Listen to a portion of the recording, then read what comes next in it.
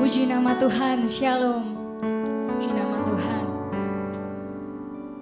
Sebelum kita memulai ibadah kita pada hari ini, mari kita bersatu hati di dalam doa. Bapa kami yang ada di surga, terima kasih Tuhan untuk kasih setia-Mu, perlindungan dan penyertaan-Mu Tuhan sepanjang hari ini. Tak henti-hentinya Tuhan, kami mengucap syukur Tuhan untuk segala kebaikan yang sudah kami terima Tuhan. Oleh karena kasih karunia-Mu Tuhan, kami masih boleh ada di tempat ini untuk memuji, memuliakan dan meninggikan nama-Mu Yesus. Pakailah setiap pribadi kami Tuhan untuk menjadi alat kebenaran-Mu, supaya hanya nama-Mu saja Tuhan yang dipermuliakan, karena Engkaulah segalanya Tuhan. Amin.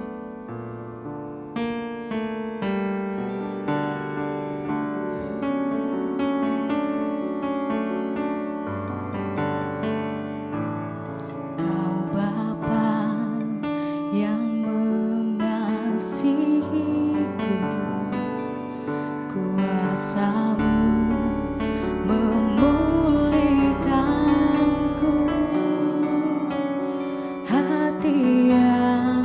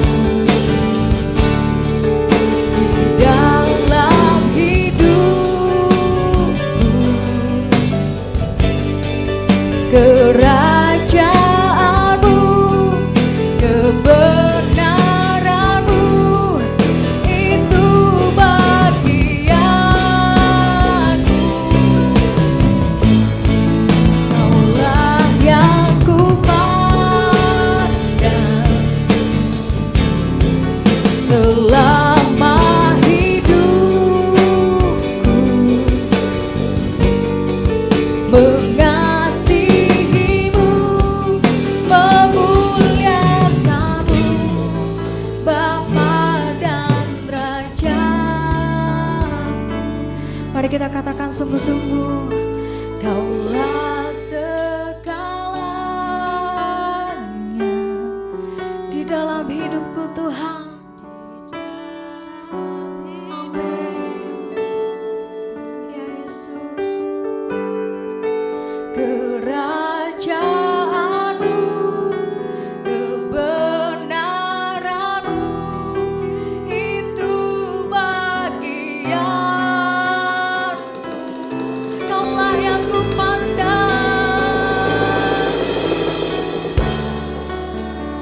Ya Yesus, selama hidupku mengasihimu Tuhan, mengasihimu, memuliakanmu, Bapa dan Rajaku. Kaulah segalanya, Kaulah segalanya. Amin. Dalam hidup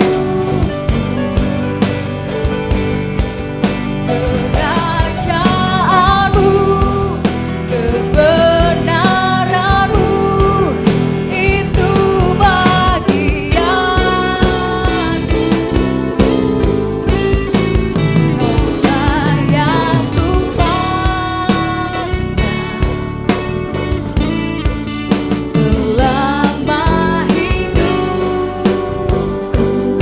mengasihimu Tuhan, mengasihimu, memuliakanmu, mengasihimu, memuliakanmu, mengasihimu, memuliakanmu, Bapa dan Rajaku. Amin. Mari kita sembah Dia, sebab hanya Dia yang layak untuk ditinggikan. Amin.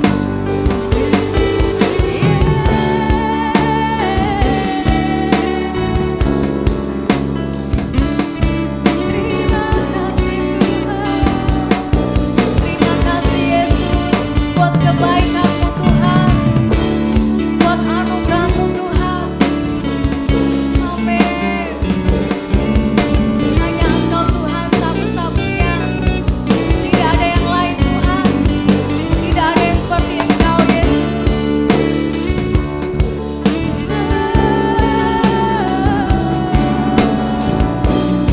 Kami datang kepadamu Tuhan.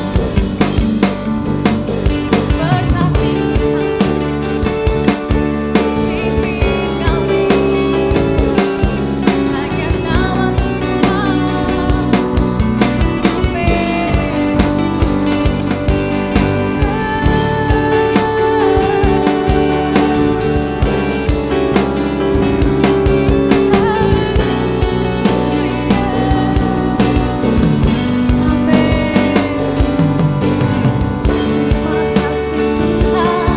Terima kasih Tuhan.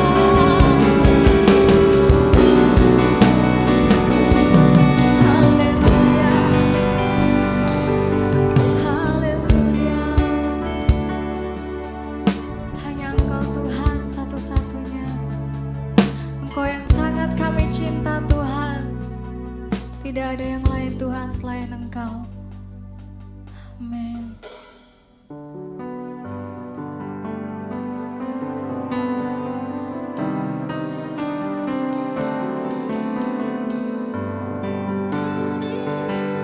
Amin.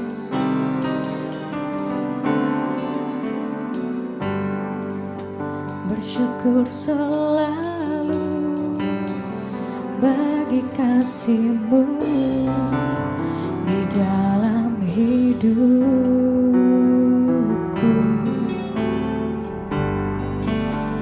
Takkan ku ragu atas rencana-Mu untuk masa depanku.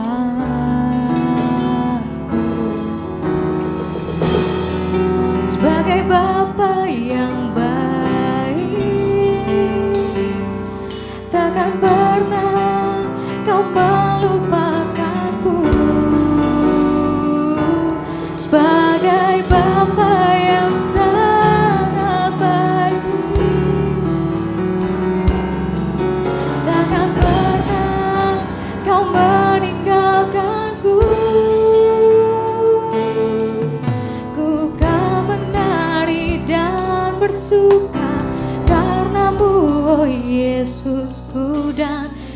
kan minum airmu, bagai rusa rindu selalu ku hidup dalammu dan hidupmu di dalamku. Oh Yesus, kau sangat ku cinta.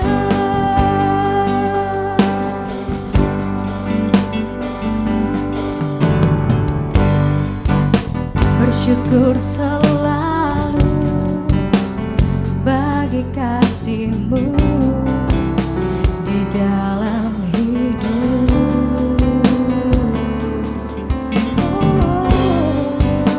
Dan takkan ku ragu atas rencana-Mu untuk masa depanku.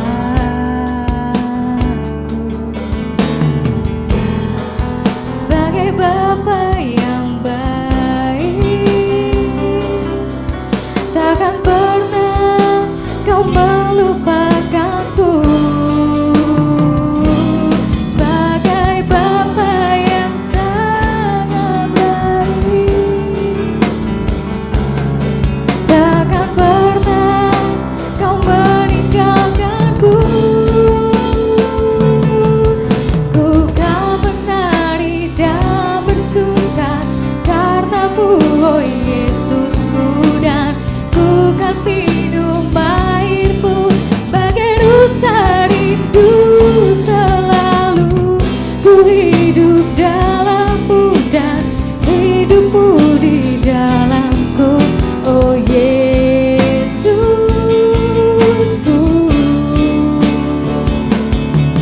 ku kan menari dan bersuka karena-Mu, oh Yesusku, dan ku kan minum air-Mu bagai rusa rindu selalu ku hidup dalam-Mu dan hidupmu di dalamku.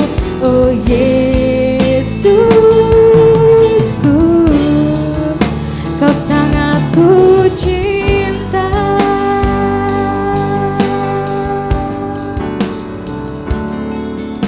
Amin. Segala kemuliaan dan kebesaran hanya bagi nama-Mu Tuhan. Setiap kita yang percaya katakan amin.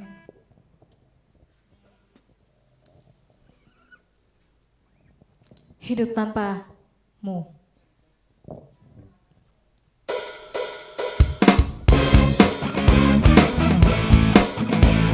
Amin.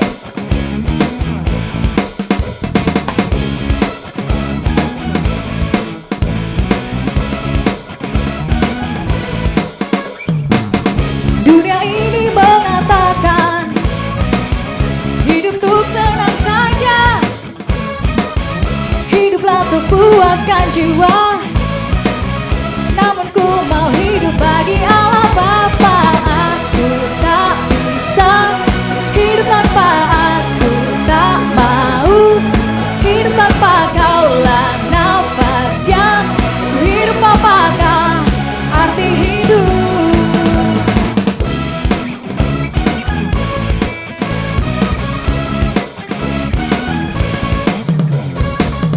Dunia ini mengajar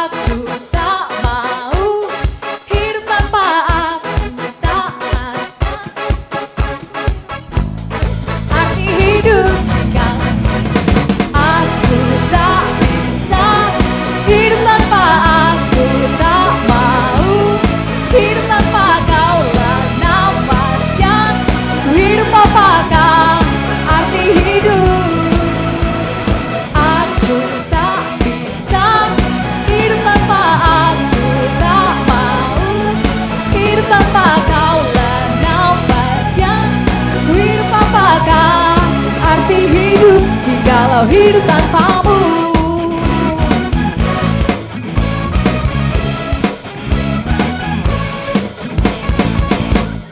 Amin. Puji nama Tuhan. Sebelum kita mulai masuk ke dalam firman Tuhan, mari kita sujud di altarnya. Kita angkat satu pujian.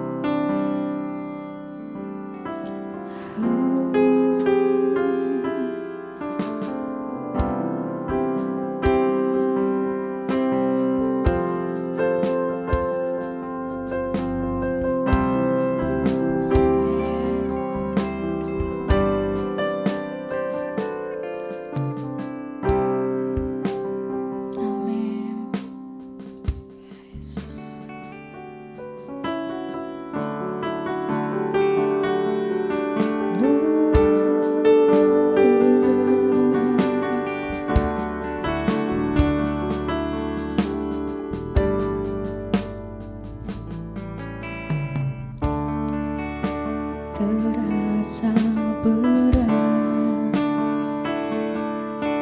tak seorang pun mengerti bebanku. Ku tanya Yesus, apa yang harus ku buat? Dia berfirman, mari datanglah. Dia selalu pedulikan aku. Ku datang Yesus, Dia pikul segala bebanku. Sujud di altarnya, ku bawa hidupku. Ku terima anugerahnya, Dia ampuniku dan bebaskanku. Dia ubah hidupku, barui hatiku. Sesuatu terjadi saat datang di altar.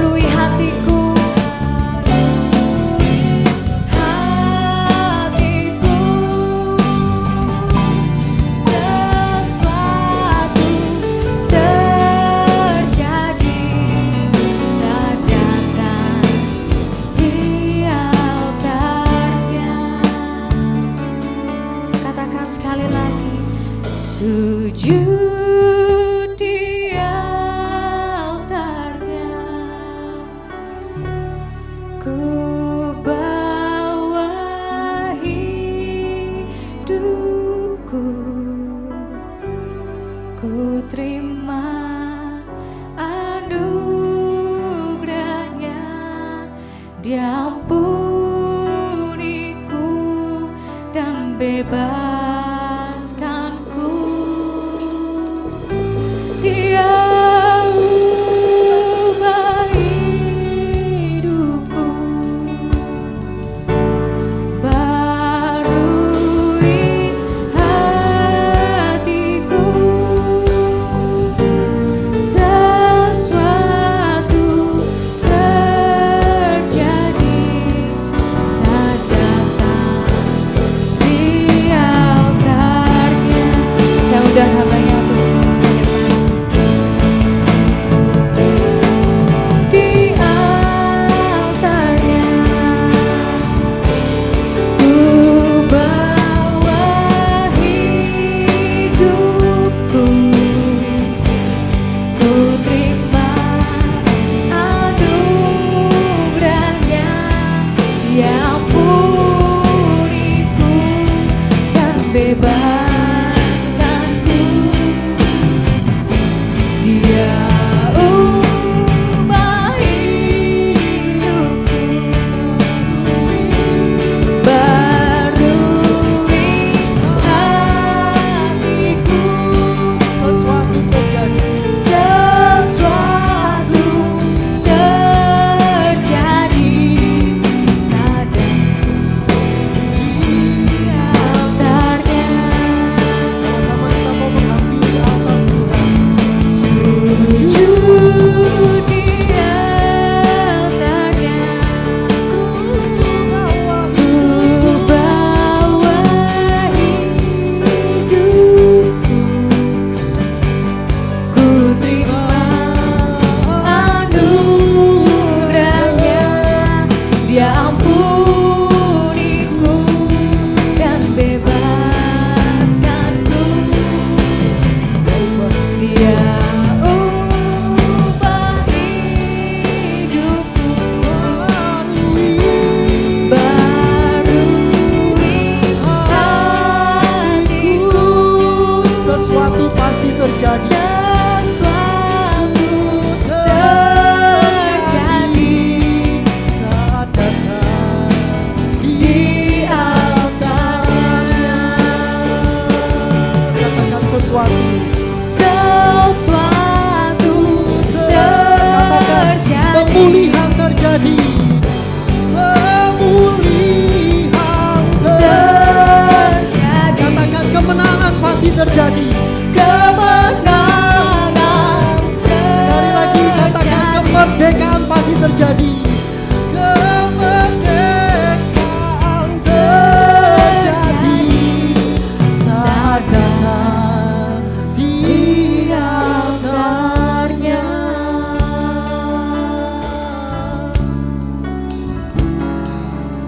Kami datang kepadamu, membawa hidup kami.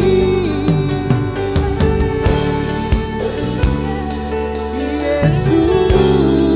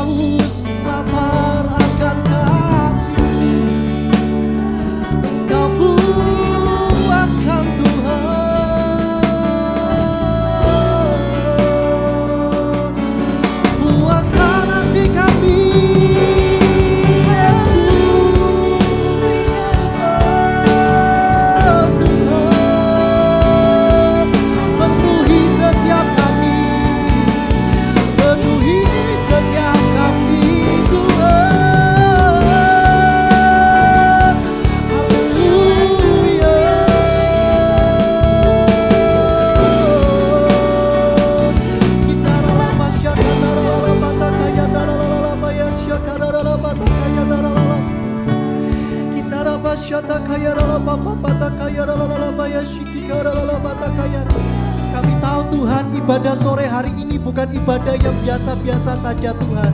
Waktu kami datang menghampiri takhta kudus-Mu dengan kerendahan hati kami Tuhan, kami membawa hidup kami membawa korban syukur kami Tuhan di hadapan-Mu. Itu sebabnya Tuhan, kami tidak mau berhenti-hentinya untuk menyembah Tuhan. Kinaralapa syata kaya ralalalala kaya naralalala ya syata kara lalalala syanaralalala kurindukan hadirat-Mu Yesus, kurindukan lawatan-Mu, jamaah kuasa-Mu. Penuhi kami, Yesus.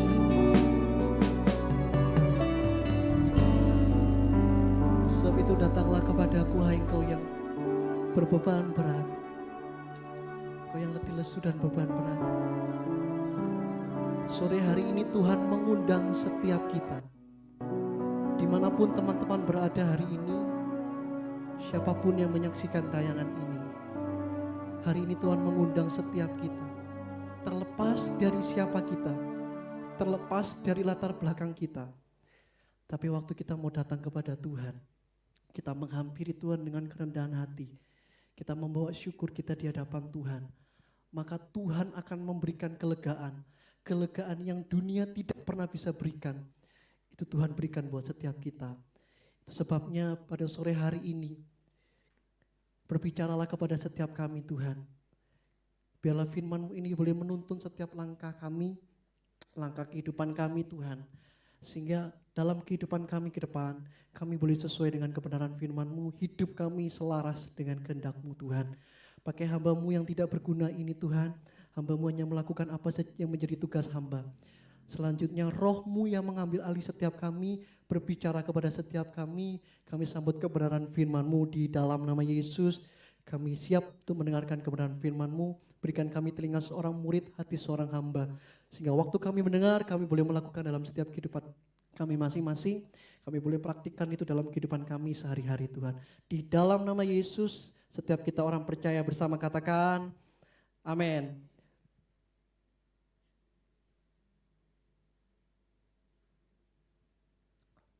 Oke, puji nama Tuhan, Shalom GBMC Youth. Selamat sore semuanya, senang kembali berjumpa dengan teman-teman. Hari ini kita akan sama-sama belajar kebenaran firman Tuhan. Untuk hari ini kebenaran firman Tuhan saya kasih tema mengenai the value of freedom. The value of freedom. Tertulis di dalam Galatia pasal 5 ayat yang pertama. Sama-sama kita membaca kebenaran firman Tuhan di dalam Galatia pasal 5 ayat 1. Galatia pasal 5 ayat pertama saya akan bacakan buat teman-teman semuanya. Supaya kita sungguh-sungguh merdeka, Kristus telah memerdekakan kita. Karena itu berdirilah teguh dan jangan mau lagi dikenakan kuk perhambaan. Amin. Tema kebenaran firman Tuhan pada sore hari ini berbicara tentang the value of freedom. Apa sih maksudnya the value of freedom? Value itu satu nilai kemerdekaan yang sejati, satu hakikat kemerdekaan yang sejati. Yang seringkali mungkin kita sebagai anak-anak muda atau anak-anak Kristen atau anak-anak Tuhan, kita kurang memahami sebuah value dari kemerdekaan kekristenan kita, bahwa dalam judul perikop yang kita baca di dalam Galatia pasal 5 ayat pertama, dikatakan di situ judul perikopnya mengenai kemerdekaan Kristen. Nah, kita akan sama-sama pada sore hari ini belajar apa sih yang dimaksud dengan the value. Value itu satu nilai. Kenapa sesuatu disebut punya nilai atau sesuatu barang bisa disebut nilai? Karena dia punya dua hal, esensi dan fungsi. Nah, kedua hal ini selalu melekat di dalam satu nilai yang sama sehingga sesuatu barang atau sesuatu produk itu bisa punya nilai yang tinggi. Nah, apakah kita benar-benar menilai kemerdekaan yang kita terima itu benar-benar satu nilai yang tinggi? Atau kita cenderung gagal memahami value dari freedom ini. Kenapa kita bisa gagal dalam mengenal atau memahami prinsip kemerdekaan ini? Karena tadi kita tidak tahu esensi yang sebenarnya dan fungsi yang sebenarnya. Sebab di dalam value tadi ada esensi dan fungsi yang sama-sama saling mengikat berjalan bersamaan. Nah, kedua hal ini, esensi dan fungsi, itu tidak bisa berjalan sendiri-sendiri. Sesuatu yang bernilai pasti punya esensi, dan sesuatu yang beresensi pasti punya fungsi.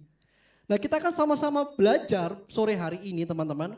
Kalau seminggu yang lalu, tepatnya hari Senin tanggal 17 Agustus, bangsa negara kita tercinta Indonesia sudah genap usia 75 tahun. Kita boleh merayakan satu kemerdekaan yang luar biasa, sekalipun di tengah situasi pandemi seperti ini, tapi euforia kemerdekaan itu kita bisa rasakan, teman-teman.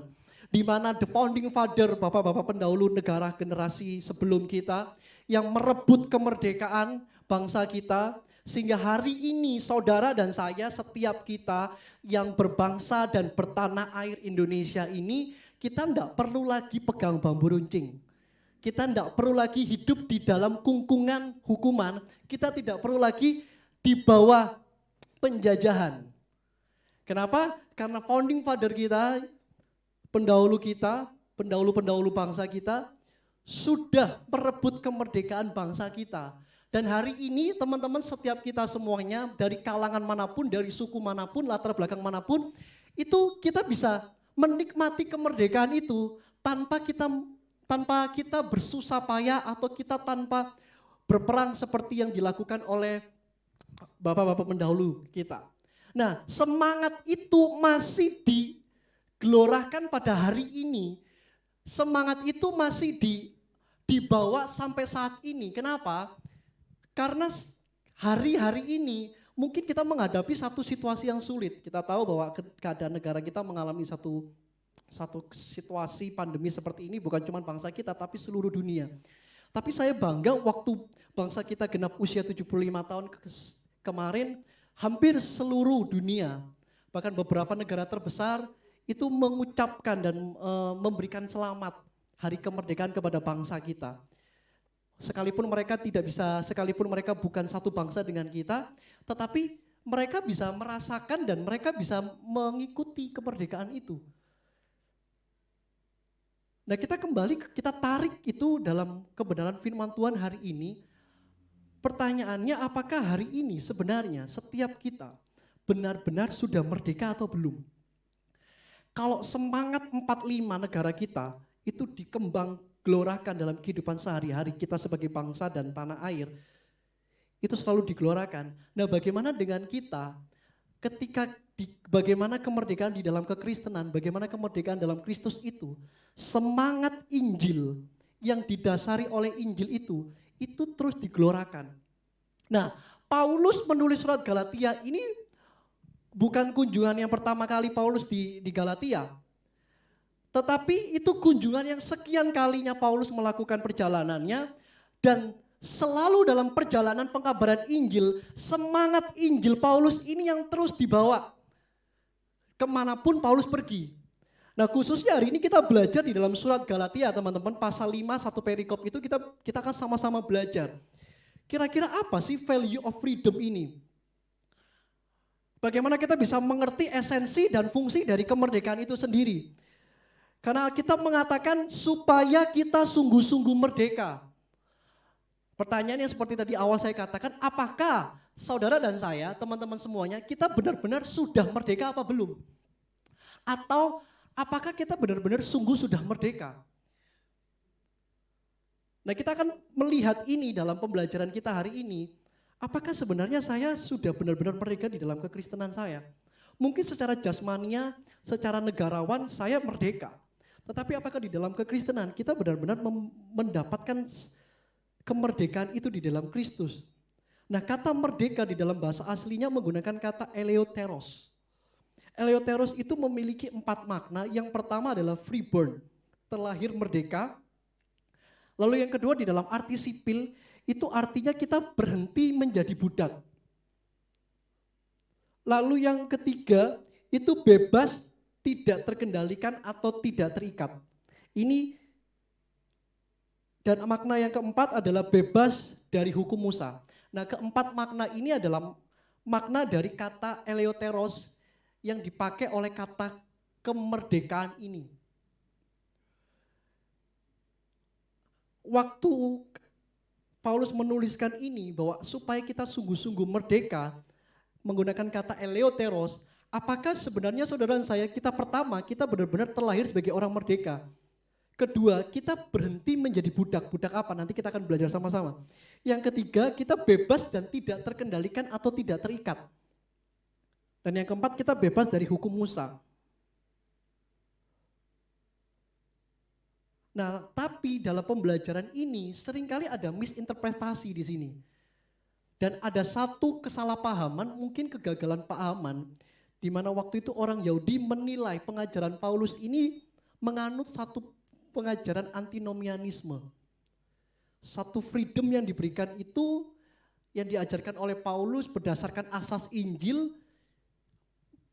Mereka berpikir bahwa Paulus mungkin menganut antinomianisme. Apa sih antinomianisme? Antinomianisme itu adalah anti hukum. Waktu kita freedom itu bukan berarti waktu kita freedom dari law, dari hukum, bukan berarti saudara dan saya akhirnya kita bebas sebebas-bebasnya, lalu kita berbuat seenaknya, lalu kita berbuat semaunya kita, bukan. Nah, itu kita akan belajar sama-sama nanti. Sehingga kita nggak misinterpretasi itu. Karena orang akan berpikir loh, kalau kita merdeka di dalam Kristus, hukum Taurat tidak berlaku, lalu apakah kekristenan kita ini melanggar satu hukum moralitas yang sebenarnya kita sebagai orang Kristen kacau dalam perilaku kehidupan kita sehari-hari. Padahal maksud Paulus itu bukan begitu.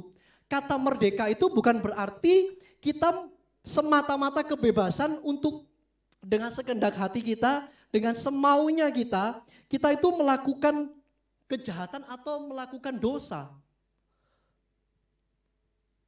Jadi tuduhan tentang antinomianisme itu tidak pas atau tidak benar. Karena sebenarnya bukan anti terhadap hukum tersebut. Ini esensi pertama yang sebenarnya atau hakikat pertama dalam kita mengerti sebuah kemerdekaan itu teman-teman. Bahwa sebenarnya kita ini bukan akhirnya liar terus akhirnya kita berbuat semaunya kita begitu. Tetapi ada satu aturan-aturan atau tetap ada satu batasan. Kebebasan bicara bukan berarti kita seenaknya bicara, bukan. Kebebasan berpendapat bukan artinya kita seenaknya mengumumkan pendapat kita, lalu kita mengumumkan egois kita, bukan. Tetapi kebebasan yang di sini tetap terarah, kebebasan ini tetap teratur.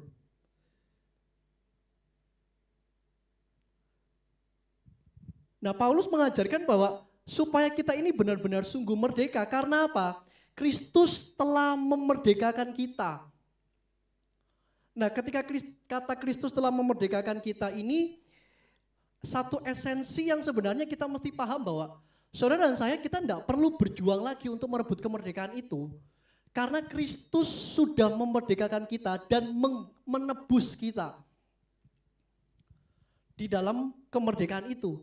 Sehingga kita perlu untuk kita menerima dan mengambil kemerdekaan itu dan mengenakan kemerdekaan itu dalam peristiwa kehidupan kita sehari-hari, dalam perilaku kita sehari-hari. Kita kenakan kemerdekaan kekristenan kita sebagai orang bebas, yang bebas dari dosa, bebas dari hukum-hukum yang legalistas, tetapi benar-benar terarah dan teratur. Nah, esensi dari kemerdekaan ini mesti kita paham bahwa bukan berarti kayak tadi kita anti terhadap hukum. Tetapi ada hukum lainnya yang menyempurnakan atau yang menggantikan itu, yaitu hukum Kristus. Yang di dalamnya saudara dan saya nggak bisa semena-menanya, lalu kita berbuat seenaknya untuk kita melakukan apa yang kita mau. Ketika kata Kristus telah memerdekakan kita, artinya itu bukan usaha saudara dan saya atau inisiatif saudara dan saya, tetapi itu satu inisiatif dari Tuhan untuk mengembalikan kita, atau ada satu peristiwa substitusi di situ, pertukaran. supaya kita yang dulunya di bawah dosa, di bawah hukum Taurat, itu kita bisa bebas dari segalanya. Nah, musuh dari Paulus waktu itu adalah orang-orang Yahudi, teman-teman. Yang dimana orang Yahudi waktu itu mereka membanggakan satu sifat yang lahiriah, membanggakan Taurat mereka, membanggakan sunat mereka. Nanti teman-teman bisa baca itu dari ayat 2 sampai 5. Itu yang orang Yahudi banggakan. Padahal maksud Paulus bukan masalah kamu bersunat atau tidak bersunat, bukan masalah kamu bisa melakukan hukum itu atau tidak bisa melakukan hukum itu. Yang terpenting adalah bagaimana kamu benar-benar hidup sebagai orang yang merdeka, bebas dari tekanan beban mental apapun. Sehingga mental kita bukan mental budak, tapi mental pemenang. Itu esensi pertama yang harusnya kita bisa pahami dan kita pelajari bersama-sama, teman-teman. Nah, ketika kita sadar, kita tahu esensi sebenarnya dari kemerdekaan, berarti kita beralih kepada satu fungsi dari kemerdekaan ini.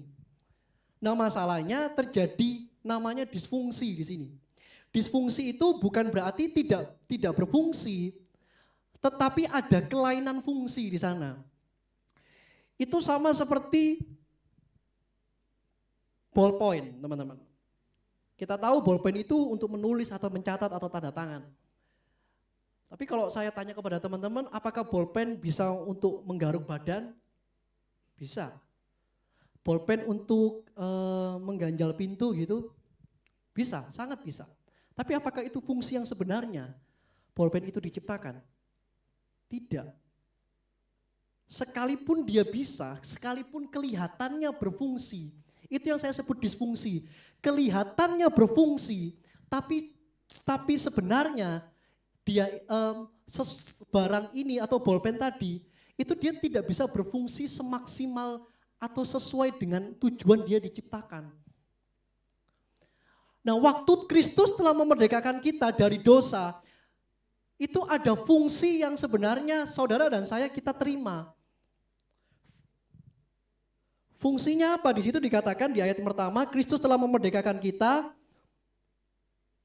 karena itu. Jadi ada akibat dari kita dimerdekakan. Karena itu berdirilah teguh dan jangan lagi mau dikenakan kuk perhambaan. Nah, fungsi pertama ini adalah waktu teman-teman menerima kemerdekaan, teman-teman tahu esensi dari kemerdekaan, maka fungsinya kita berdiri teguh dalam pendirian akan kebenaran itu. Berdiri teguh di dalam pendirian akan kebenaran itu. Nah, masalahnya kita pun jadi orang Kristen kadang nggak punya pendirian tuh. Kalau si A lakukan ini ya kita ikut aja gitu.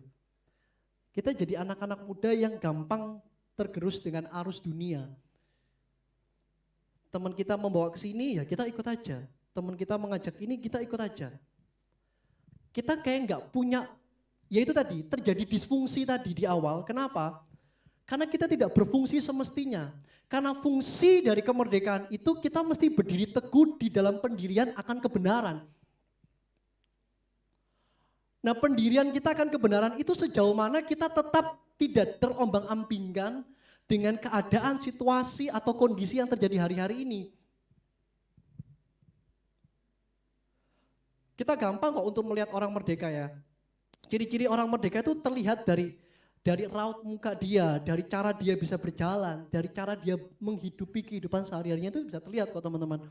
Bahwa apakah orang ini benar-benar merdeka dalam Kristus.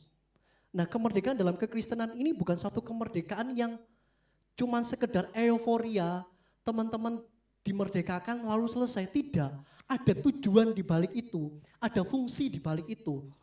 Fungsi yang pertama adalah teman-teman mesti berdiri teguh dalam pendirian akan kebenaran. Nah, kebenaran itu memiliki dua sifat, dia eksklusif dan absolut. Kata kebenaran itu sehingga sepenggal kebenaran bukanlah kebenaran karena cuma sebagian. Berarti selama itu tidak utuh, belum bisa disebut kebenaran, teman-teman. Nah, anehnya kita sebagai orang Kristen hari-hari ini kebenaran itu cenderung sifatnya jadinya relatif, bukan bukan lagi eksklusif. Cenderung relatif. Contohnya banyaklah isu-isu yang dibawa hari-hari ini dalam gereja Tuhan. Masalah soal perpuluhan, masalah soal buah sulung, masalah soal bahasa roh, masalah-masalah yang masalah soal perceraian, ya kan. Itu sangat melekat dalam isu-isu di gereja hari-hari ini. Nanti kalau ditanya, menurut kamu perceraian boleh enggak? Oh boleh, pokoknya gini. Ya kan? Padahal jelas bahwa Tuhan itu membenci perceraian. Kebenarannya tidak boleh bercerai. Tapi seringkali kita sebagai anak Tuhan atau orang Kristen, justru kita itu memutarbalikkan kebenaran tersebut. Sehingga kebenaran yang saya anggap benar, belum tentu yang teman-teman anggap benar.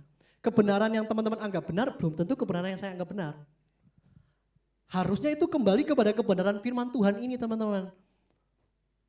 Semua harus back to the Bible.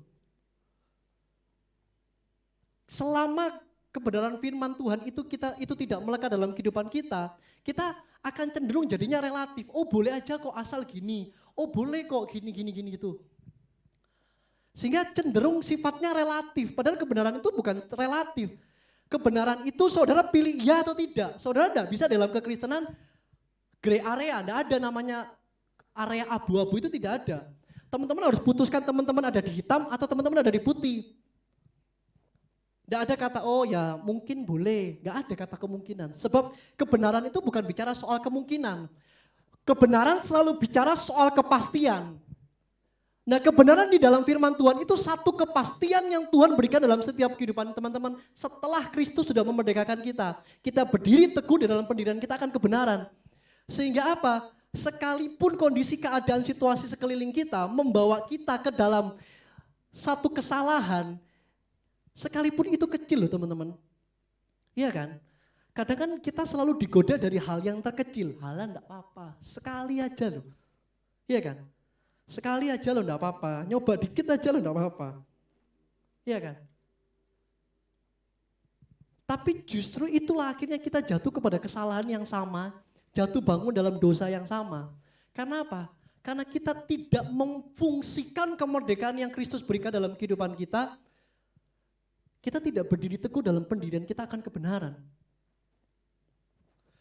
Sehingga kita berkata bahwa oh saya netral kok. Netralitas itu bukan berdiri di tengah-tengah. Seringkali kan kita berpikir bahwa oh netral itu berdiri di tengah-tengah. Tidak, netralitas itu tidak berdiri di tengah-tengah. Netral itu tidak diintervensi dan tidak dipengaruhi oleh apapun, kecuali kebenaran itu sendiri. Itu yang harus teman-teman paham tentang teori kebenaran ini, bahwa sifatnya eksklusif, sifatnya absolut, yang tidak bisa dibantah atau tidak boleh dinego atau tidak boleh dikompromikan. Tapi cenderung kita sebagai anak-anak Tuhan, generasi muda, kita main-main di situ. Sehingga ada disfungsi tadi di awal. Kehidupan kita merasa tidak nyaman. Padahal Alkitab jelas katakan bahwa berkat itu ada di atas kepala orang benar. Ingat baik-baik, posisi kita itu menentukan siapa kita. Apakah kita akan menerima berkat Tuhan atau janji Tuhan dalam kehidupan kita. Nah kesungguhan kita dalam kemerdekaan yang Kristus sudah berikan, itu ayo kita hargai. Keselamatan yang Tuhan sudah berikan.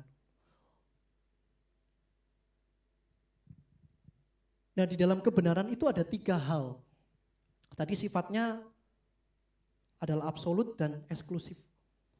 Tetapi sebenarnya kebenaran itu ada 3 hal menurut saya. Yang pertama intervensi, yang kedua konfirmasi, dan yang ketiga konsistensi. Nah rupanya Galatia, orang-orang di Galatia itu mereka diintervensi oleh orang-orang Yahudi yang menjadi musuh Paulus waktu itu. Teman-teman bisa baca di ayat 2 sampai 5. Ayat yang kedua sampai 6, teman-teman bisa baca. Dan saya selalu menganjurkan bahwa ini adalah kitab surat. Kitab surat itu kita tidak bisa cuma baca satu pasal, teman-teman. Teman-teman mesti mulai dari pasal pertama sampai pasal terakhir. Dalam Galatia ini pasal 6 adalah pasal yang terakhir. Sehingga kita bisa tahu rentetan, kita bisa tahu urutan surat ini tertulis. Dan di dalam Galatia pasal 5 ayat yang kedua sampai yang keenam itu yang dibanggakan oleh orang-orang Yahudi yang menjadi musuh Paulus waktu itu. Yang menggoyahkan kebenaran orang-orang di Galatia. Seperti yang saya katakan bahwa kunjungan Paulus itu bukan kunjungan pertama. Tapi Paulus dikatakan di Galatia pasal kedua, pasal ketiga, waktu Paulus mendatangi mereka, Paulus mengatakan, adakah kamu sebodoh itu? Kenapa? Karena ada Injil lain yang masuk. Bahkan Paulus mengatakan sekalipun Injil itu disampaikan oleh malaikat pun, tapi kalau itu tidak sesuai dengan Injil yang sesuai dengan kebenaran firman Tuhan, maka Paulus katakan itu terkutuk. Nah, itu yang dialami orang Galatia waktu itu.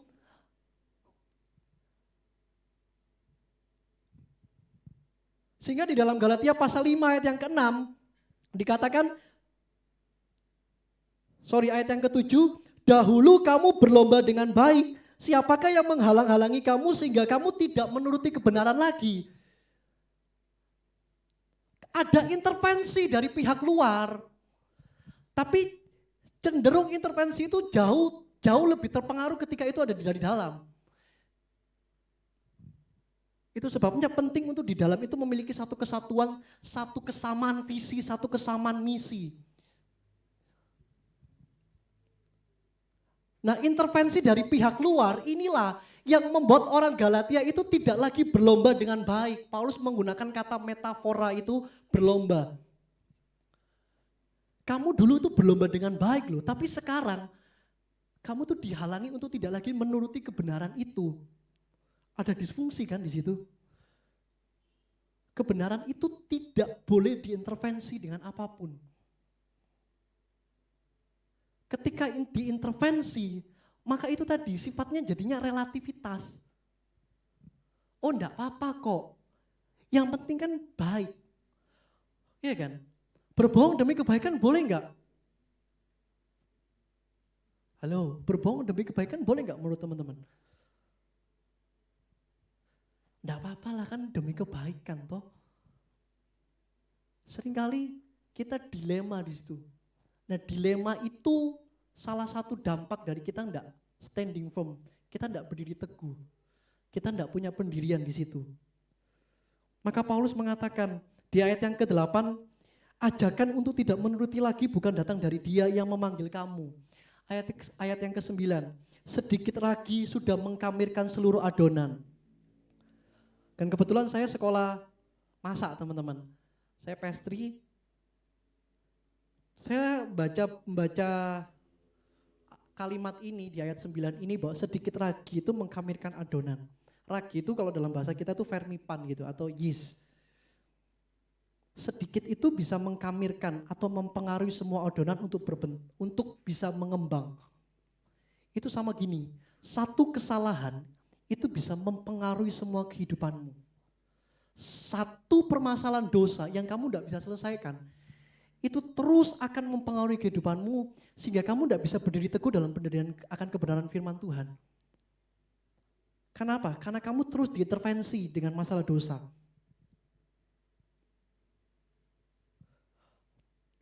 Di ayat 10 Paulus mengatakan begini, dalam Tuhan aku yakin tentang kamu, bahwa kamu tidak mempunyai pendirian lain daripada pendirian ini. Tetapi barang siapa yang mengacaukan kamu, ia akan menanggung hukumannya, siapapun juga dia. Nah, pertanyaannya, kita seringkali diselewengkan dengan kebenaran-kebenaran yang cenderung sifatnya relatif, bukan? Kebenaran ini kebenaran soal apa sih? Kebenaran soal saudara dan saya diselamatkan oleh kasih karunia dan dibenarkan oleh iman. Sekali lagi, kebenaran akan apa? Kebenaran akan diselamatkan oleh kasih karunia dan dibenarkan oleh iman. Paulus katakan di ayat 2-6 tadi, waktu kamu melakukan hukum Taurat, kamu di luar kasih karunia Tuhan.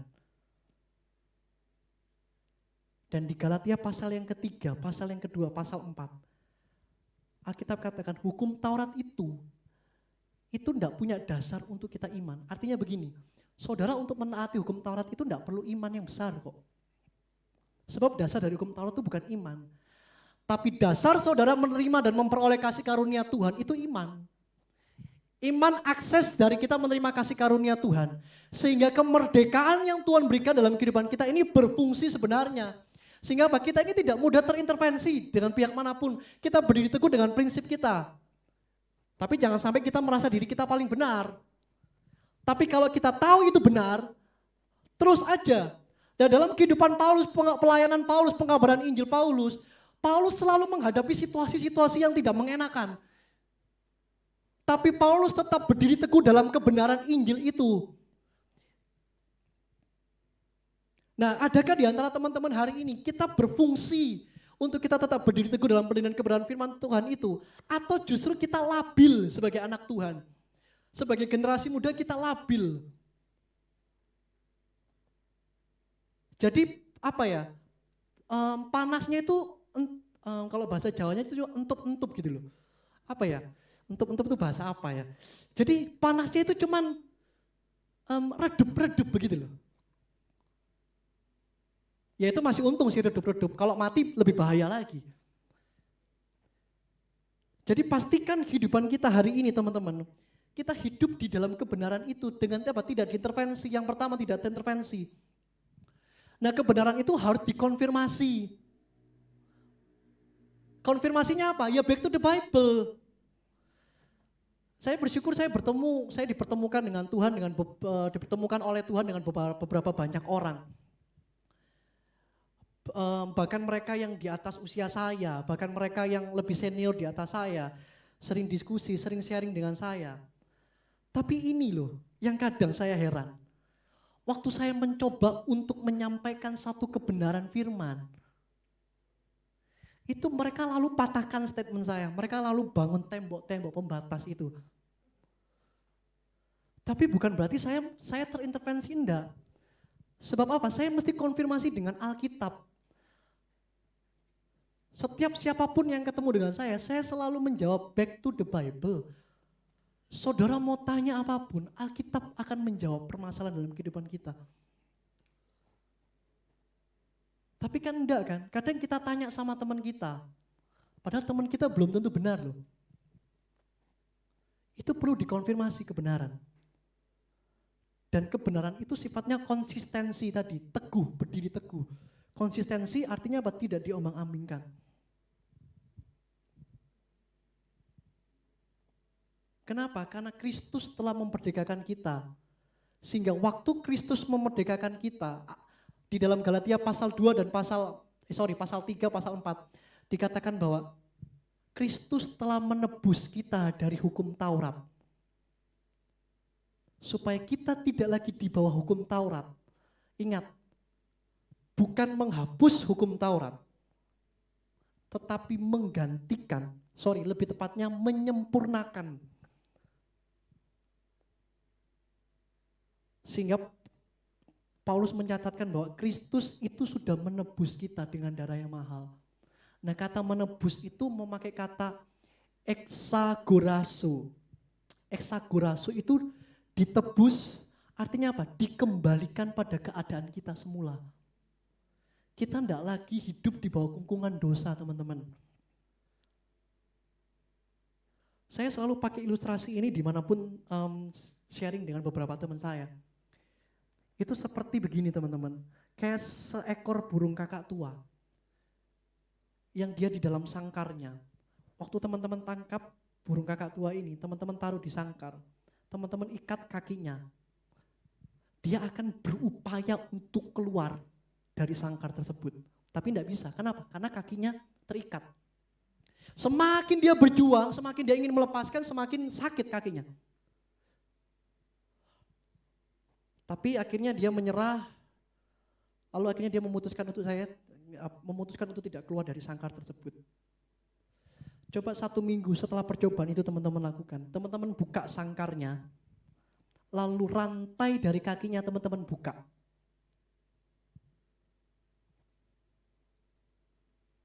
apakah burung kakak tua itu akan terbang keluar? Ini menurut penelitiannya, burung kakak tua ini tidak keluar.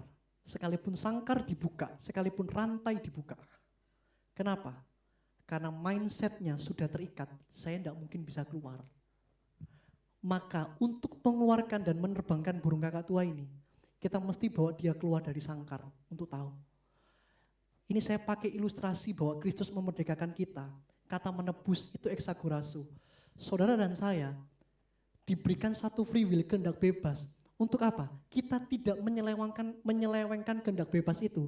Kita tidak menyalahgunakan kehendak bebas itu untuk kita melakukan dosa kita. Ingat, sedikit ragi tadi mengkamirkan adonan. Sedikit dosa yang kita buat, sedikit kesalahan, itu bisa merusak semua kehidupan teman-teman. Maka ayo jaga kemerdekaan itu. Nah, kata exagorazo, penebusan itu saya menarik. Karena apa? Karena itu memakai istilah perdagangan. Nah, saya akan coba praktikkan ini dengan teman-teman saya. Saya minta Ray Peter dan juga Marco untuk maju ke depan. Ayo, waktunya nggak lama. Ini untuk menjelaskan tentang exagorazo. Ini supaya mereka tidak bicara di belakang layar, teman-teman. Ayo. Ayo. Ilustrasi ini supaya teman-teman bisa tangkap. Apa sih exagorazo ini, Peter? Kata ditebus, bahwa Kristus telah memerdekakan kita. Oke, hadap ke depan, ke kamera ya. Sendiri-sendiri dong. Ya, ini hambanya dan ini pelayan Tuhan. Oke, tepat dia pakai baju hitam. Oke, tepat sekali dia baju hitam. Ray Peter ini sebagai budak. Belakang ini pasar ya. Jadi kata istilah exagorazo itu supaya teman-teman bisa pakai, bisa tahu terminologinya. Ini pasar, ini budak. Ini tuannya. Oke, terlepas dari latar belakang mereka ya. Ini tuan, ini budak. Ya kan? Ini pasar. Saya yang beli, saya pembeli. Dia penjual dan ini budak yang dijual. Saya lihat, saya datangi dalam pasar itu, saya lihat. Bagus nih ya kan? Keren gitu ya kan? Lebih tinggi dari saya. Mungkin bisa nih buat bantu saya pelayanan gitu ya kan? Kayaknya bisa main drum ya Mas? Bisa. Bisa. Saya pikir oke lah, saya akan beli dia. Untuk saya beli dia, saya tanya harganya ke dia. Ya kan? Karena dia budaknya dia. Selama budak tidak dibeli oleh saya, budak ini akan ngikut oleh tuannya. Mau ditendang, coba ditendang pelan. Pelan aja, jangan sakit, tendang. Nah, mau disuruh jongkok, suruh jongkok. Nah, budak harus menaati tuannya. Ya kan? Tapi saya, saudagar yang kaya raya dan rendah hati dan baik hati, saya melihat dia punya potensi. Saya beli. Oke? Saya beli nih. Ya. Saya bayar nih ya. Ini misalnya uang. Oke. Ke tuannya. Maka ini saya ambil. Tolong tuannya minggir. Oke. Ini tua. Otomatis dia jadi budaknya siapa? Budak saya bukan? Karena saya sudah beli dia. Tapi kata exagorazo itu begini. Waktu saya sudah tebus dia dengan uang, saya bayar. Saya lepaskan dia jadi budak. Dia tidak lagi tunduk kepada apa yang saya lakukan, tapi dia punya kebebasan untuk memilih dan melakukan aktivitas kehidupannya dia. Terima kasih, sudah dibantu ya. Oke, itu makna dari exagorazo. Tapi bayaran harga untuk Tuhan membeli saudara dan saya, menebus saudara dan saya, itu bukan sekeping emas dan perak, tapi dengan darah yang mahal. Untuk menebus kita, itu artinya kita dikembalikan keadaan semula kita. Nah, waktu keadaan itu dikembalikan semula untuk kita bisa memiliki kehendak, maka teman-teman punya kehendak untuk mengikuti Tuhan atau tidak, itu putusan teman-teman. Tapi satu hal yang harusnya teman-teman ingat, bahwa teman-teman ada hari ini, itu karena teman-teman diselamatkan tadi oleh kasih karunia dan dibenarkan oleh iman. Titik. Tidak lebih dari itu. Bukan karena teman-teman melakukan hukum Taurat, teman-teman melakukan sesuatu yang baik, teman-teman beramal, teman-teman beribadah.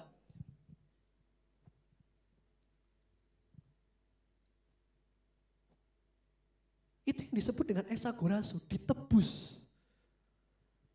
Nah, waktu tadi budak yang saya beli tadi, dia punya kehendak untuk nuruti saya atau untuk nurut dia sendiri.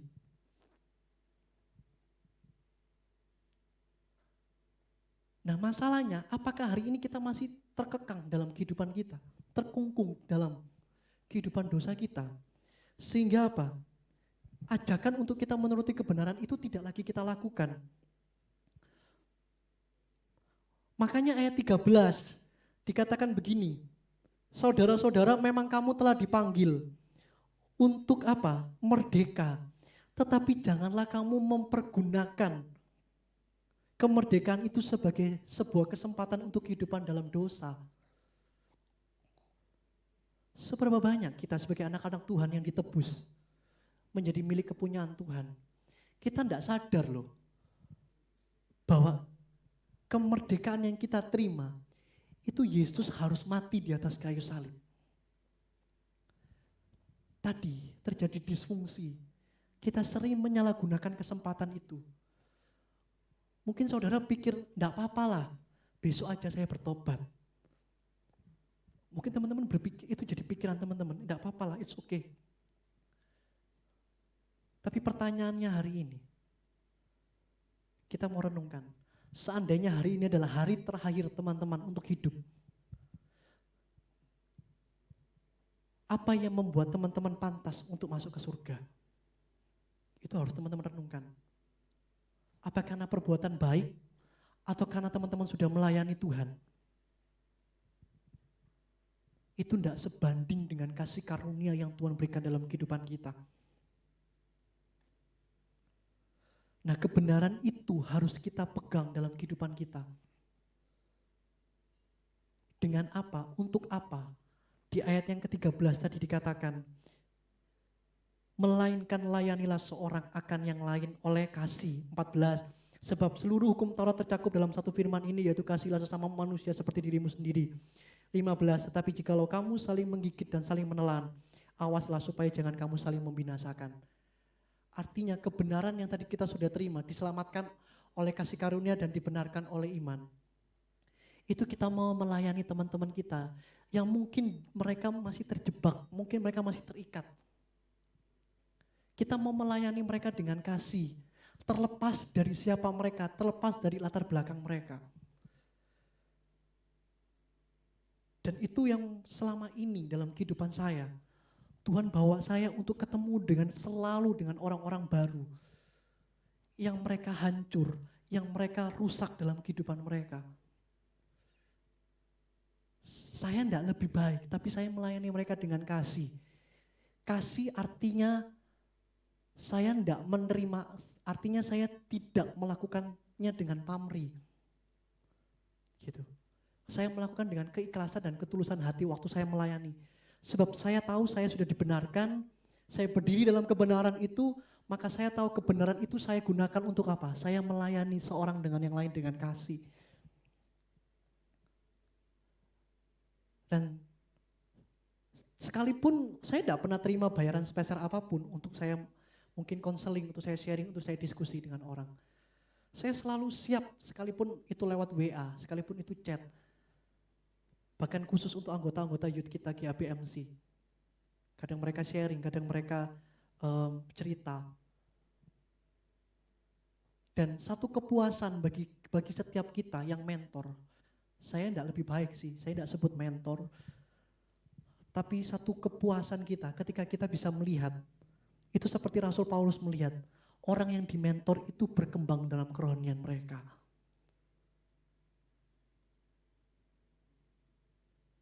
Saya ingat saya punya satu teman, saya pernah ngajak dia ke salah satu tempat ibadah saya, karena waktu itu kegiatan ibadah kita adalah tentang worship night, dan waktu itu saya mimpin sebagai song leader. Sebetulnya sebelumnya itu saya ajak. Jadi kegiatan kita itu setiap hari Rabu. Setiap hari Rabu itu ada, Ada ibadah dan waktu itu sesi tentang worship night.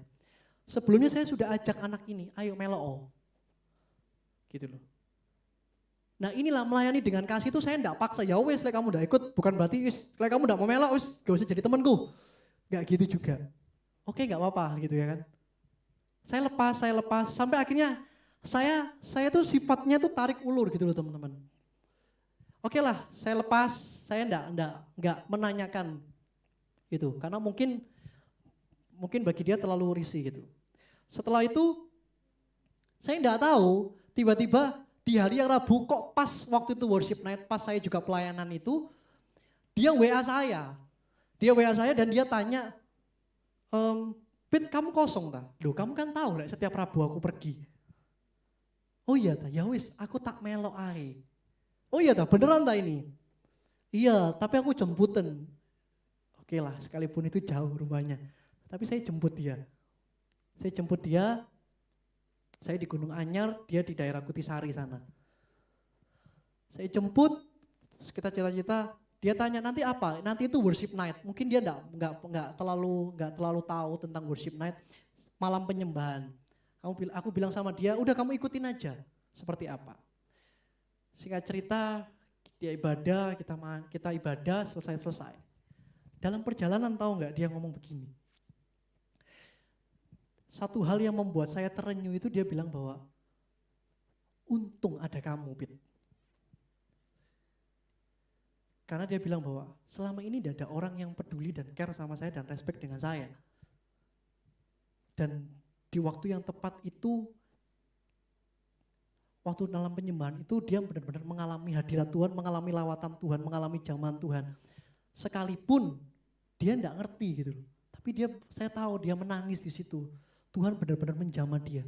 Saya cuma tanya, apa yang kamu rasakan waktu kamu menyembah?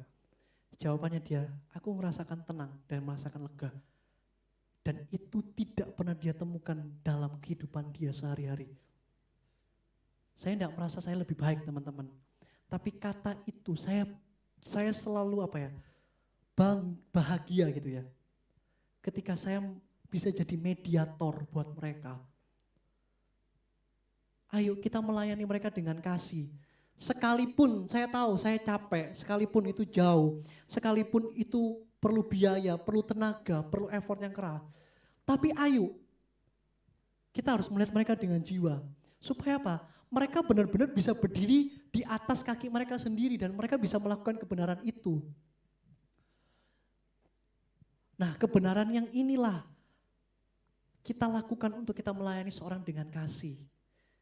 Yang terakhir, kebenaran yang sudah kita terima waktu kita berdiri teguh dalam pendirian kita akan firman. Kita walking in spirit. Di ayat yang ke-16, 17, 18. Maksudku ialah hiduplah oleh roh, maka kamu tidak akan menuruti keinginan daging, sebab keinginan daging berlawanan dengan keinginan roh, dan keinginan roh berlawanan dengan keinginan daging. Karena keduanya bertentangan sehingga kamu setiap kali tidak melakukan apa yang kamu kehendaki. Akan tetapi jikalau kamu memberi dirimu dipimpin oleh roh, maka kamu tidak hidup di bawah hukum Taurat. Amin. Jadi waktu kita berdiri teguh dalam pendirian kita akan kebenaran firman Tuhan, kebenaran itu kita lakukan untuk melayani seorang yang lain dengan kasih. Maka yang kedua, kita hidup dalam pimpinan roh. Nah, hidup dalam pimpinan roh ini artinya apa? Kehidupan rohani kita itu mendominasi kehidupan sehari-hari kita. Bukan kedagingan kita. Nah, dikatakan di ayat yang ke-19, 20. Perbuatan daging telah nyata, yaitu percabulan, kecemaran, hawa nafsu, penyembahan berhala, sihir, perseteruan, perselisihan, iri hati, amarah, kepentingan diri sendiri, percideraan, roh pemecah, kedengkian, kemabukan, pesta pora dan sebagainya. Terhadap semuanya itu kuperingatkan kamu seperti yang telah kubuat dahulu, bahwa barang siapa melakukan hal-hal yang demikian, ia tidak akan mendapat bagian dalam kerajaan Allah. Waktu kita menerima kebenaran, kita berdiri di atas kebenaran pendirian kita akan firman Tuhan, kita melayani seorang dengan kasih. Yang kedua ini loh, biarlah hidup kita ini dipimpin oleh roh. Artinya apa? Kedagingan kita tidak mendominasi kehidupan kita. Tadi sudah dikatakan banyak ayat 19 sampai 21. Perbuatan daging telah nyata bla bla bla bla. Dan semua yang dilakukan oleh daging itu tidak punya bagian di dalam kerajaan Tuhan.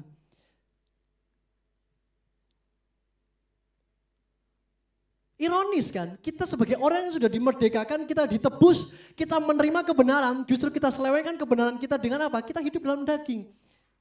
Padahal kehidupan dalam kedagingan itu, keinginan daging itu selalu bertentangan dengan keinginan roh.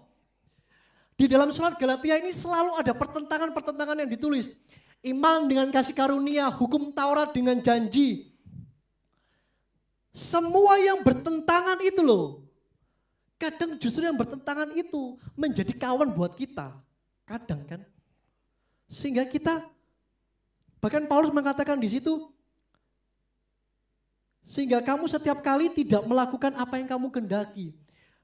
Bahkan di surat lainnya Paulus mengatakan ada dua hukum di dalam diri Paulus. Ketika Paulus ingin mengikuti hukum Kristus, tapi hukum di dalam dirinya itu melakukan yang jahat, yang tidak berkenan di hadapan Tuhan. Dan saya juga berjumpa dalam kehidupan anak-anak muda, generasi muda, yang mereka terkungkung dalam keinginan-keinginan daging dalam kehidupan mereka. Yang cenderung itu mengikat mereka yang sehingga mereka tidak bisa terlepas dari ikatan itu. Saya punya buku yang bagus banget. Ada satu kalimatnya mengatakan begini, untuk kita mengalahkan keinginan daging dengan tidak memberikan diri kita kepada kedagingan tersebut. Iya kan? Seringkali waktu kita berjuang dalam kedagingan kita berupaya terus dalam kekuatan kita cenderung gagal melawan kedagingan kita. Kenapa? Karena kita tidak membiarkan kehidupan kita itu dipimpin oleh roh. Kita tahu kebenaran tadi, dan kebenaran yang sebenarnya adalah hidup kita ini mesti dipimpin oleh roh. Sehingga waktu kehidupan kita dipimpin oleh roh, maka inilah yang keluar buah-buah roh. Ayat 22 sampai 23, kasih, sukacita, damai sejahtera, kesabaran, kemurahan, kebaikan, kelemah lembutan, penguasaan diri. Kesembilan buah roh ini tidak dihasilkan oleh keinginan daging, tapi 9 buah roh ini dihasilkan oleh kehidupan kita yang dipimpin oleh roh. Dan itu bukan pribadi kita loh. Bukan berarti artinya hidup dipimpin roh akhirnya langsung tiba-tiba saya 9 buah roh itu saya miliki. Bukan. Bukan karena saya lebih baik, tidak. Tetapi karena saya memberikan diri saya dipimpin roh, maka saya menghasilkan buah-buah roh itu. Bukan sayanya, tetapi karena tabiat atau kebiasaan akan hidup dipimpin oleh roh, itu membuat saya kebiasaan untuk hidup di dalam roh. Sehingga apa? Buah-buah roh itu terjadi dalam kehidupan kita. Kasih, sukacita, damai sejahtera, kesabaran, kemurahan, kebaikan, kelemah lembutan, dan penguasaan diri. Itu kalau kita bahas 9 buah roh, bisa nanti sampai malam teman-teman. Tapi itu penting buat kita sadari. Hasil dari hidup dipimpin roh, itu kita menghasilkan buah-buah roh tersebut. Sehingga waktu kita tahu kebenaran itu kita layani seorang dengan kasih. Dan kita tidak mengikuti keinginan daging. Ayat selanjutnya dikatakan, barang siapa, ayat 24, barang siapa menjadi milik Kristus Yesus, ia telah menyalibkan daging dengan segala hawa nafsu dan keinginannya. 25, jikalau kita hidup oleh roh, baiklah hidup kita juga dipimpin Kristus. Sebab olehnya dunia telah disalibkan bagiku dan aku bagimu. Sebab bersunat atau tidak bersunat tidak ada artinya, tetapi menjadi ciptaan baru. Itulah yang ada artinya. Jadi esensi value yang sebenarnya dari kemerdekaan adalah new life. Saudara ditebus, saudara dikembalikan pada keadaan semula. Bukan untuk menyelewengkan kehendak bebas saudara, tapi mengatakan biar jadilah kehendak Tuhan dalam kehidupan saya. Saya hidup bukan apa yang saya mau, tapi apa yang Tuhan mau. Mungkin ini sulit untuk kita mengalahkan keinginan daging teman-teman. Kenapa? Kelihatannya nikmat, kelihatannya enak, tapi itu merugikan kita di suatu saat nanti. Dan banyak anak-anak muda yang terjebak dalam perbuatan daging tersebut. Kenapa? Karena enak di daging. Tapi sadarilah, waktu kita mengikuti keinginan daging, bukankah seringkali ada penyesalan? Bukankah seringkali ada rasa bersalah di sana? Kenapa? Karena kita ini sudah dimerdekakan oleh Tuhan, oleh Kristus. Jadi jangan biarkan kehidupan kita ini itu dikuasai oleh kedagingan kita. Ingat, manusia roh kita itu harus dibangun semakin hari. Biar firman Tuhan pada sore hari ini, saya undang setiap pemain musik untuk maju ke depan. Firman Tuhan pada sore hari ini boleh mengingatkan setiap teman-teman sekalian bahwa saya dimerdekakan, saya tahu esensi dari kemerdekaan itu. Ujungnya adalah new life, ciptaan baru. Dan kebenaran itu jadi satu kepastian dalam kehidupan kita. Kenapa? Karena kita diselamatkan oleh kasih karunia. Kita dibenarkan oleh iman kita. Saya akan tutup dengan satu kesaksian dengan cerita saya.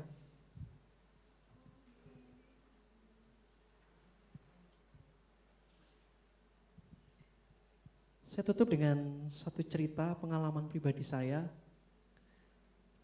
Dari umur saya SMP, sebenarnya dari SD kelas 6, saya sudah terjun melayani Tuhan.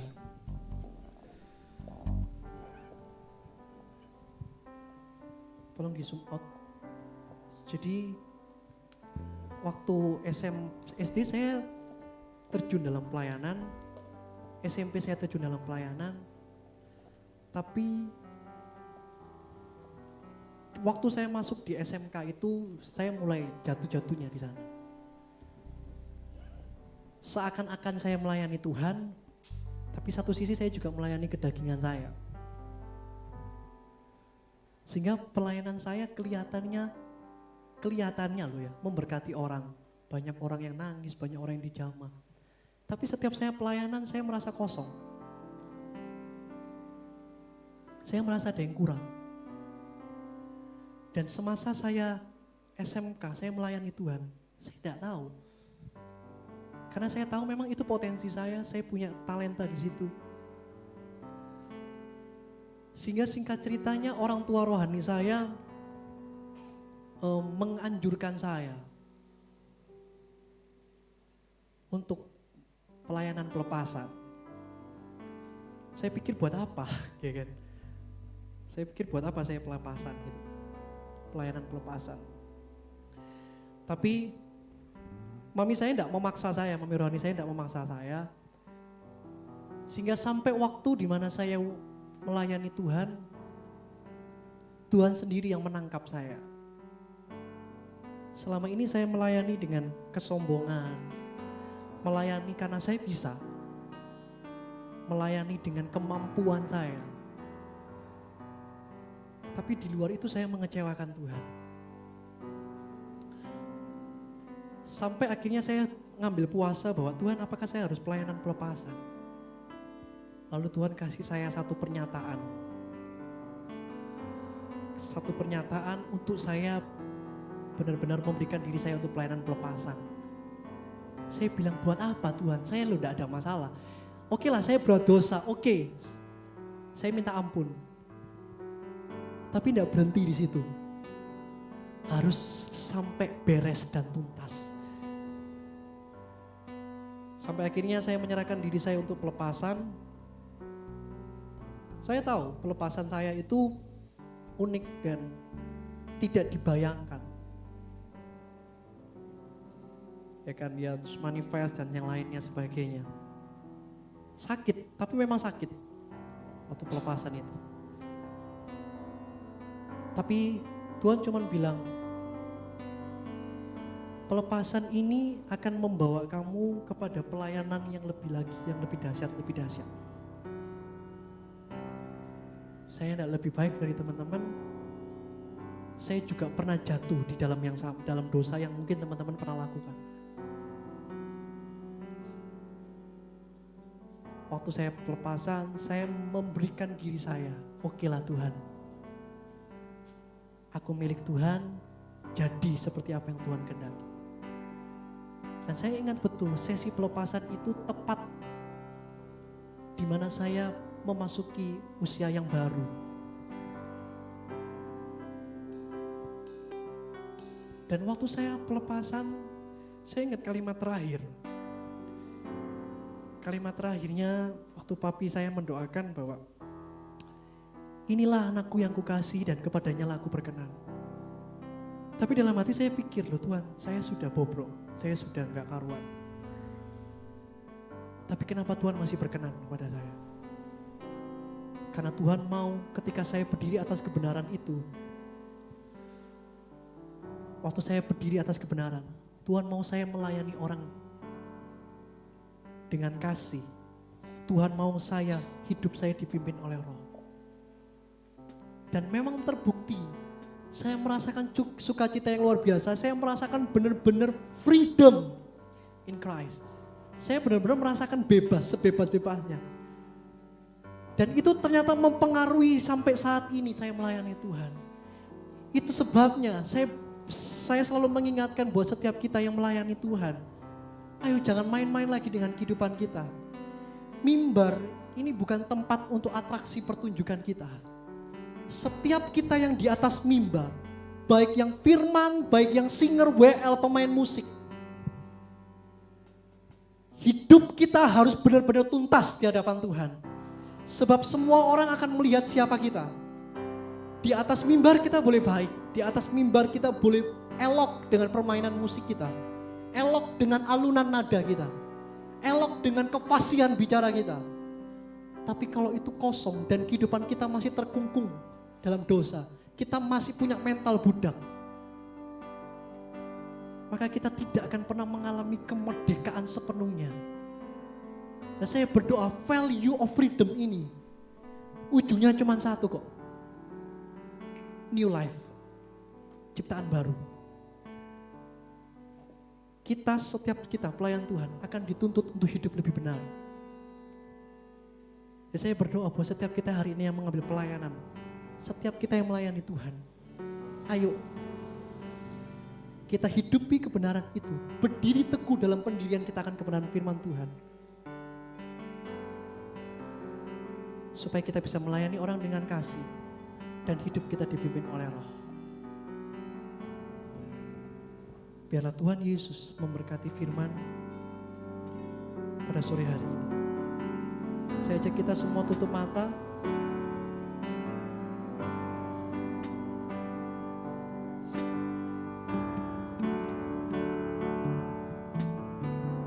Kita mau renungkan firman Tuhan pada sore hari ini.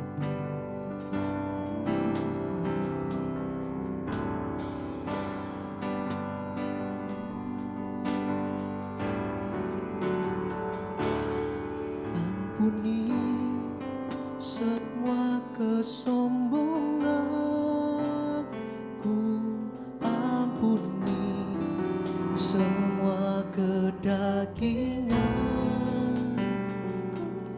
dan bawa aku mendekat di hadapan takhta-Mu.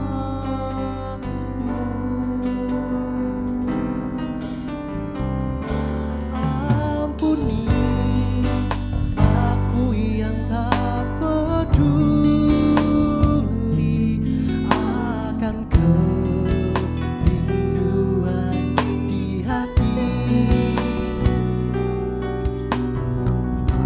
Bawa aku Tuhan untuk mendekat kepada Tuhan, sehingga kemerdekaan itu kita terima sepenuhnya. Lebih dekat lagi,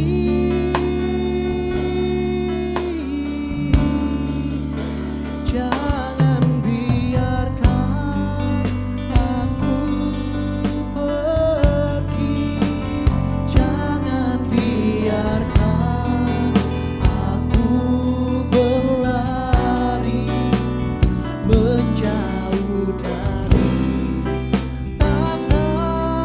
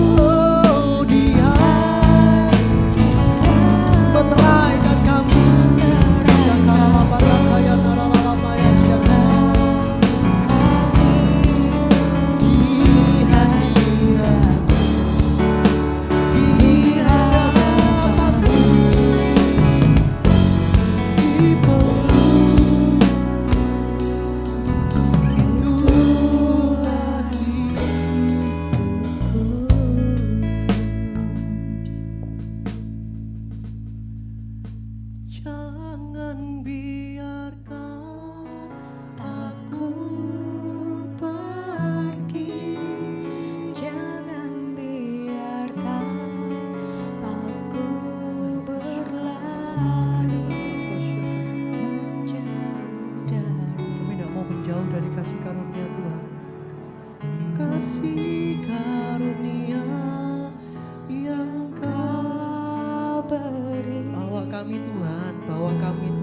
Biarkan hidup kami mau dipimpin oleh Roh Tuhan. Aku Kami mau bebas Tuhan dari dosa kami. tidak Kami mau bebas dari perbuatan daging kami Tuhan. Sehingga kami boleh menjalani apa yang menjadi kehendak Tuhan dalam kehidupan kami.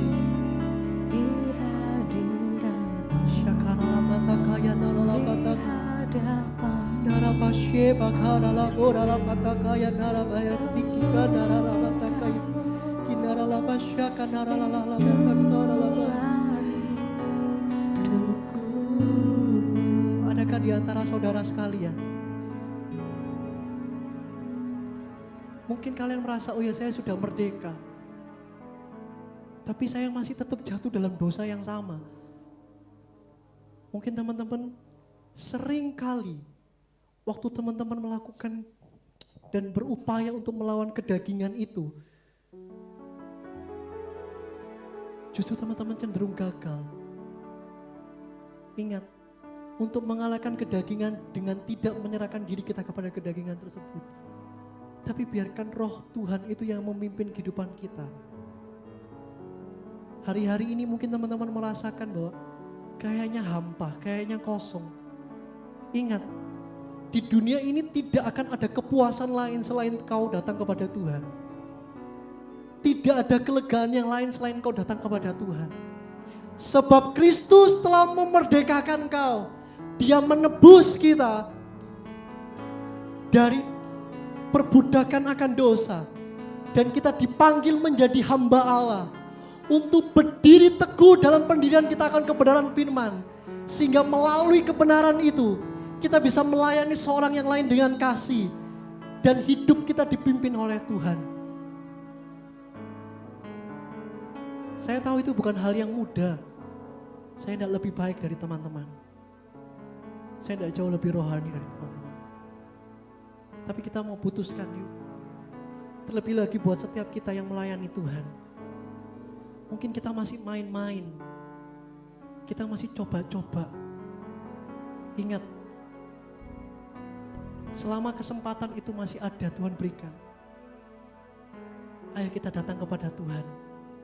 Kita mau melepaskan kedagingan kita. Sehingga kehidupan roh kita itu mendominasi kehidupan kita. Tuhan tidak akan pernah meninggalkan kita seorang diri. Tapi justru kita yang menjauhkan diri kita dari Tuhan. Tuhan tidak pernah meninggalkan kita pergi, tapi justru kita yang memisahkan diri kita. Tuhan tidak pernah berpisah dari kita, justru kita yang mengasingkan diri kita di hadapan Tuhan. Tapi hari ini Tuhan mengundang setiap kita. Dan aku berdoa buat setiap mata yang melihat, setiap telinga yang mendengar, responi dalam hatimu. Dalam nama Yesus, Tuhan menjamah hati mereka. Sehingga mereka yang terikat, Tuhan boleh lepaskan di dalam nama Yesus. Mereka yang terjerat akan dosa, Tuhan lepaskan ikatan mereka. Setiap roh yang bukan dari Tuhan, yang ada dalam diri mereka, Tuhan lepaskan di dalam nama Yesus. Sebab hidupku bukannya aku lagi, melainkan Kristus Yesus ada di dalam aku. Itu sebabnya Tuhan meteraikan setiap kami yang menjadi milik Tuhan. Supaya kami tidak lagi terombang-ambingkan dengan arus dunia ini. Supaya kami betul-betul memahami esensi dari kemerdekaan dalam Kristus. Dan kami sungguh-sungguh benar-benar bebas dan merdeka. Seberapa banyak teman-teman mau komitmen dalam hati teman-teman. Bahwa aku hidup bukan yang aku mau, tapi apa yang Tuhan mau. Waktu teman-teman mendengarkan ini, taruh tangan kiri teman-teman di dada. Mungkin teman-teman berkata susah untuk melepaskannya. Mungkin teman-teman berkata bahwa sulit. Mungkin teman-teman berkata, apa mungkin bisa? Di dalam Tuhan segala sesuatunya mungkin. Asal teman-teman mau tidak, teman-teman menyerahkan diri teman-teman. Sebab Kristus sudah memerdekakan kita. Harusnya hidup kita bukan lagi di bawah kutuk dosa, tapi hidup kita selalu di bawah kasih karunia. Sehingga dalam kehidupan kita, kita selalu mendapatkan pertolongan waktu demi waktu.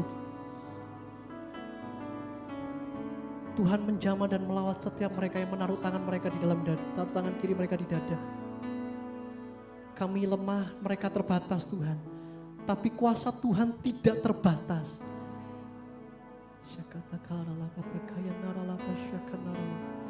Itu sebabnya setiap perbuatan daging, percabulan, hawa nafsu, percideraan, pertikaian, keserakaan, aku ikat di dalam nama Yesus. Lepas dari setiap pribadi demi pribadi, sehingga kehidupan kami boleh dipimpin oleh Roh. Kuasa Roh menjamah setiap mereka Tuhan, setiap mereka yang rindu untuk dibebaskan dan dilepaskan Tuhan. Karena hidup kami adalah sepenuhnya milik Tuhan.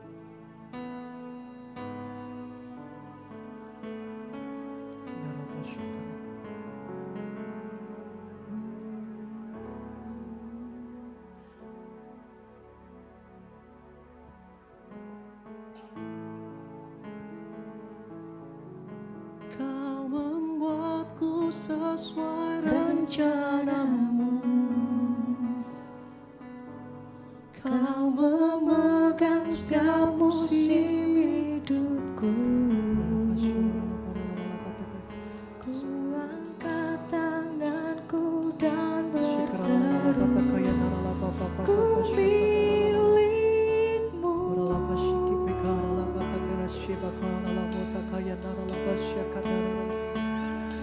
Semua kekuranganku kau tahu. Engkau tahu Tuhan, tetap kau pandang indah dalamku. Angkat tanganku, ku angkat tanganku dan berseru, kami milikmu Tuhan, kami milikmu Tuhan.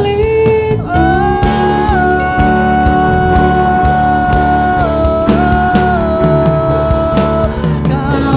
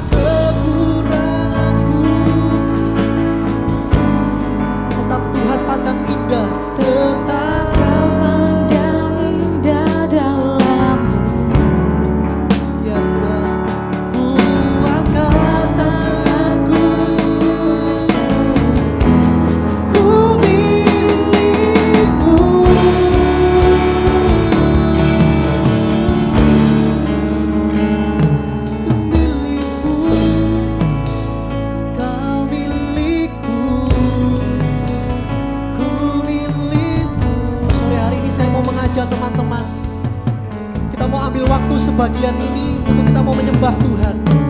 Saya tahu ini sudah melebihi waktu, tapi saya rindu kita mau menyembah Tuhan bersama.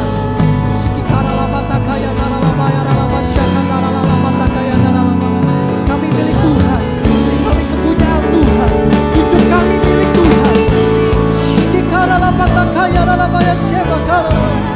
Yes, lepaskan kami Tuhan, lepaskan kami.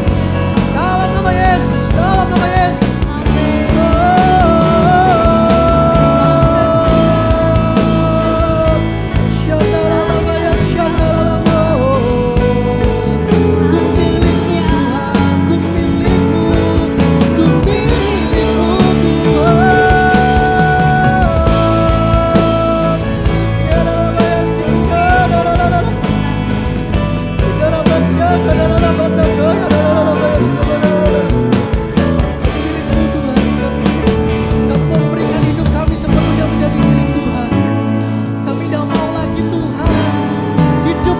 Kedagingan kami.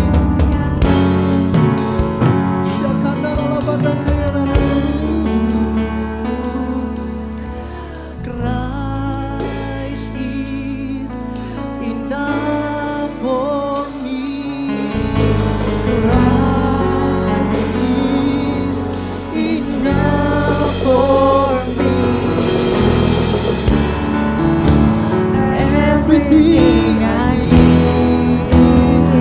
Everything I need you, Jesus. Oh, everything I have decided. I have decided to follow Jesus. No turning back. Because before me, the word behind me. I have decided.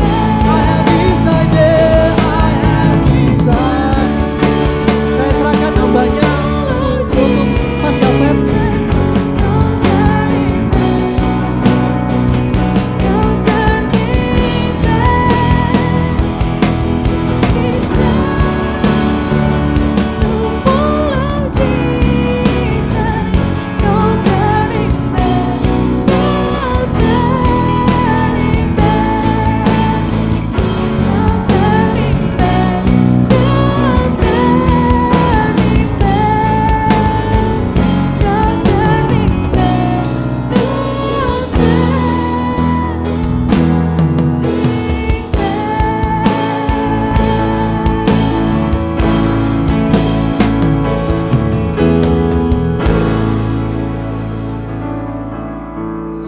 Kami bersyukur Tuhan, sebab kasih-Mu tidak pernah terbatas di setiap hidup kami. Firman-Mu telah menguatkan kami, Firman-Mu telah meneguhkan kami bahwa kehidupan kami di dalam Engkau haruslah merdeka.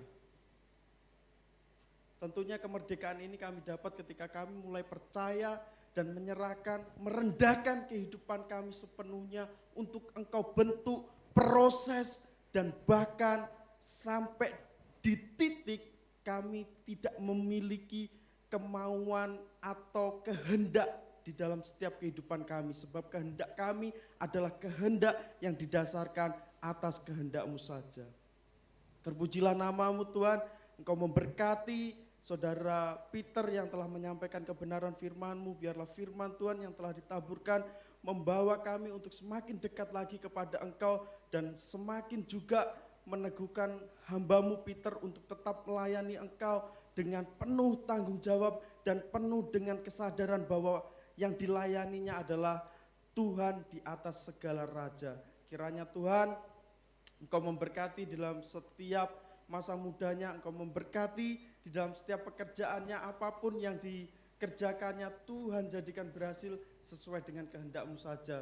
Kami juga berdoa buat teman-teman yang menyaksikan video ini Tuhan, di dalam mengikuti live streaming Tuhan, kiranya Tuhan juga memberkati dimanapun kami berada, sehingga Tuhan, biarlah Tuhan pemeliharaan yang daripada Engkau, penyertaan yang daripada Engkau yang tidak pernah ada habis-habisnya boleh kami rasakan di setiap kehidupan kami. Terpujilah nama-Mu Tuhan, kiranya Tuhan kasih setia yang daripada Engkau menyertai kami semuanya mulai hari ini hingga sampai selama-lamanya. Tuhan Yesus tetap baik dalam setiap kehidupan kami. Di dalam nama Tuhan Yesus Kristus kami sudah berdoa dan mengucap syukur, dan kami alaskan doa ini ke dalam tangan-Mu. Haleluya. Amin. Tuhan Yesus memberkati.